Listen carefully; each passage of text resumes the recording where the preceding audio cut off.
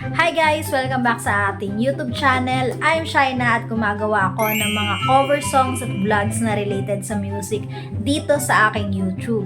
At ito na nga guys, nabanggit ko nga sa aking previous upload o sa in-upload kong video kamakailan na naglipat na nga tayo ng ating panibagong studio at nandito tayo ngayon sa ating bagong studio. Ito ang pinakaunang episode ng ating studio makeover vlog series. Ayan.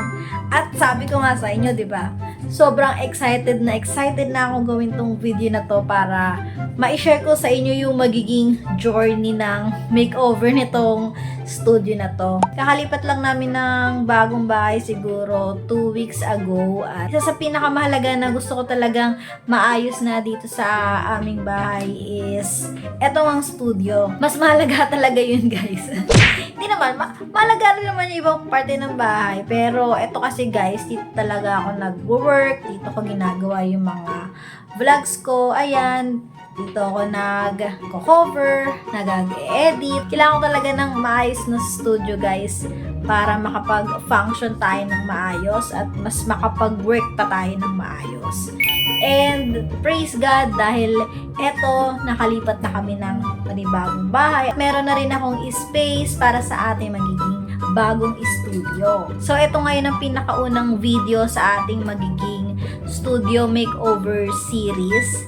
At sa unang part ng video na to is ipapakita ko sa inyo itsura ng studio ngayon na wala pang kahit ano, hindi pa namin talaga naayos, wala pang mga ka-design, wala pang mga ilaw, tapos yung mga recording equipment ko is nakabox pa siya hanggang ngayon guys. Samahan nyo ako guys sa magiging journey natin ng makeover ng aking studio. Ipapakita ko na sa inyo guys yung ating studio. Let's go! Yan guys, so ito ngayon ang ating munting room na gagawin po natin yung studio ko or studio namin ng asawa ko. Ayan, makita nyo sobrang makalat pa. Yan, nandito pa yung mga ano guys, box namin, mga recording equipment ko is nakabox pa. Nandyan pa yung mga ibang damit ko at dito napakarami pang kalat, mga box na hindi pa namin naayos. Dahil ang plano ko dito is gagawa ako ng cabinet banda rito. Ayan, gagawa ako ng cabinet banda dyan tsaka rito. Para dyan ko ilagay yung mga hindi naman ginagamit araw-araw o yung mga pang display. Ayan siya guys. At ito yung aking workstation, aking upuan, at yung lamesa ko. Dito ako nag-work sa gabi. Ayan siya ngayon. So, ayun guys. Ito ngayon ang itsura ng studio natin ngayon.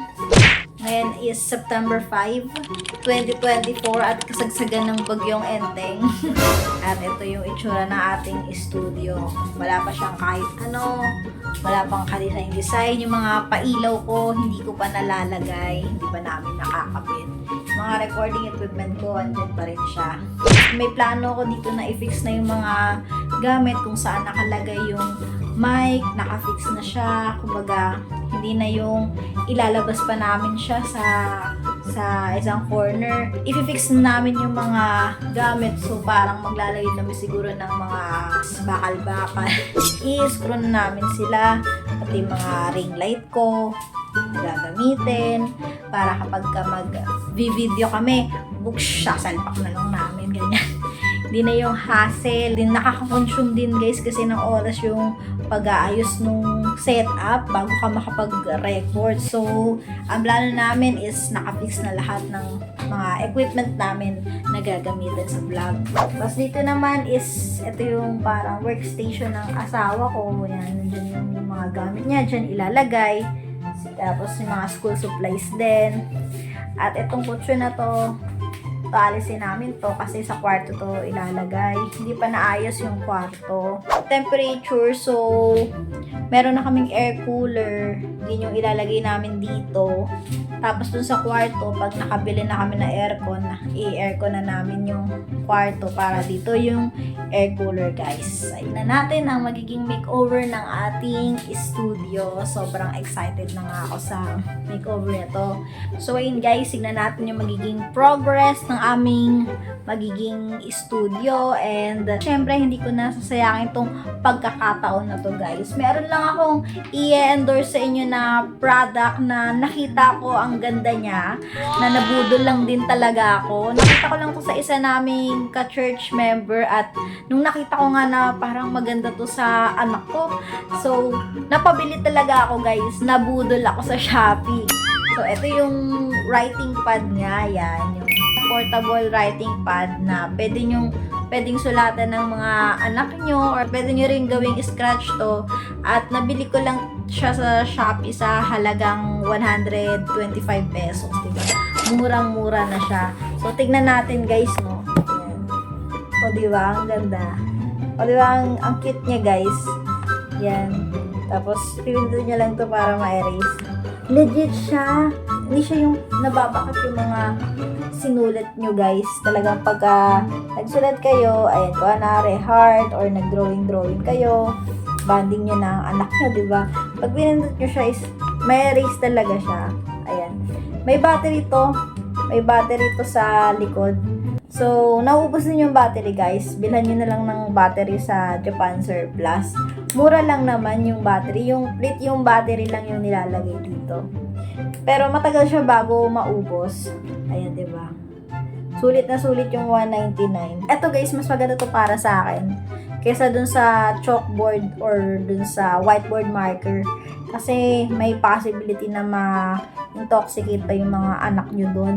So, para sa akin, mas okay to sa kids.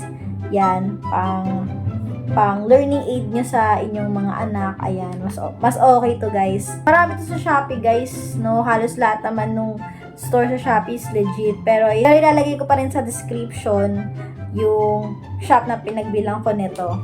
Ayan, murang-mura lang siya, guys. Halagang 125 pesos. Yan. So, yun lamang po, guys, for today's video, at abangan nyo pa po yung mga susunod na i-upload kong video dito sa YouTube. Kung bago ka lang sa channel ko, subscribe mo tong YouTube channel ko para updated ka sa topic na to. Yun lamang, and see you on the next video. Bye-bye!